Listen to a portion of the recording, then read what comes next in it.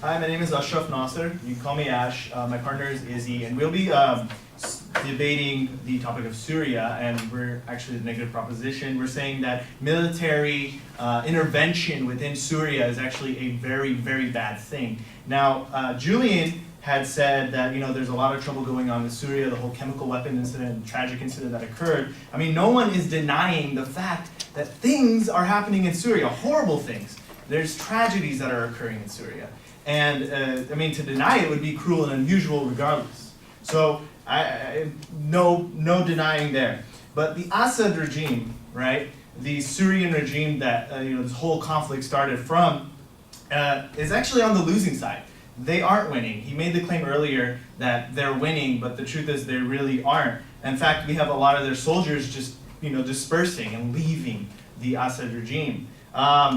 Another claim he said is that ISIS wants war, and I would agree with them. They want more, but they want more than just that. They want to actually take over the world by 2020, which is the silliest thing I've ever heard before. A 200,000 army combatant wanting to take over the world of the U.S., Russia, and so on would kick their ass, is what I'm saying. Now, to say our policy, our current policy is ineffective. I would ask what is our current policy? What are we doing in Syria to help those Syrian people?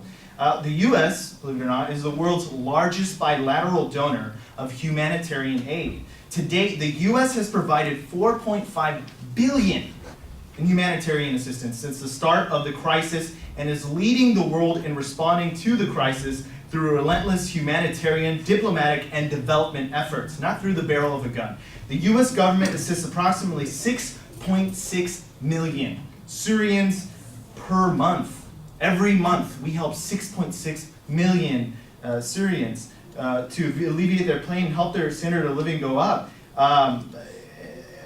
In regard of military aid dealing with the Syrian crisis, we have to kind of wash away this idea that we're the policemen of the world. We're not Batman. We're not Superman. We need to start thinking about how people can solve their own problems, how we can help them.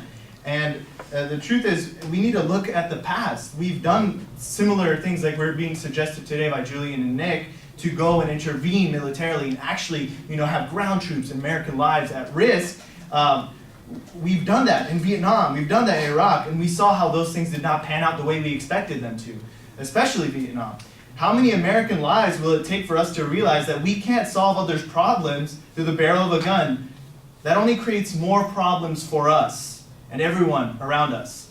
Now, the U.S. expects to actually admit, right, regarding the Syrian refugee problem, 70,000 refugees from all over the world in this fiscal year.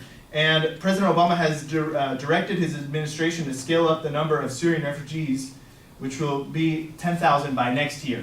So we're doing something about the Syrian conflict. It's not like we're just sitting and fiddling with our thumbs. We are trying to do something. We are helping out. And the U.S., the last point for this heresy issue, they said we're not a power broker anymore. Well, that's a lie. We're America, and we're a powerful nation, the most powerful nation in the world. We are the world's only superpower, dominating the world's economic and political systems. And with the strongest military and economy, the United States is capable of global power projection. We're capable of significant influence around the world. And that's very present. We have a grip in a lot of these politics and incidents that are occurring around the world.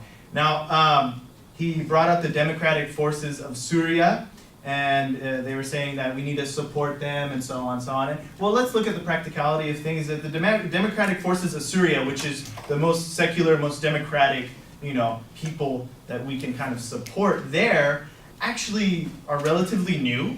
There's only about 4,000 combatants, and 600 of them are actually injured.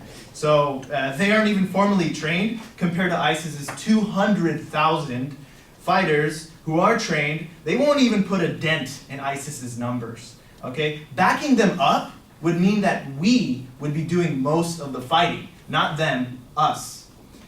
And their effectiveness of the DFS, the Democratic Forces of Syria, it's a sham. I mean, they not only do not have any chain of command, they have no real strategy or unity within their own system, let alone be effective against ISIS. The only thing that we really recognize is the fact that they are the most secular and democratic of our options in Syria. We're just picking the, the greatest of the two evils. That's all we're doing. But this one is significantly weaker. That's all it is. U.S. intervention or Russian intervention, actually, believe it or not, would both be equally bad. As he said earlier, he was making comparisons of saying, like, hey, at least America says, we kill innocent civilians on occasion, at least we admit it, and Russia, just kind of snuffs it away. Well, regardless, people are dying. Innocent civilians would be dying from our intervention.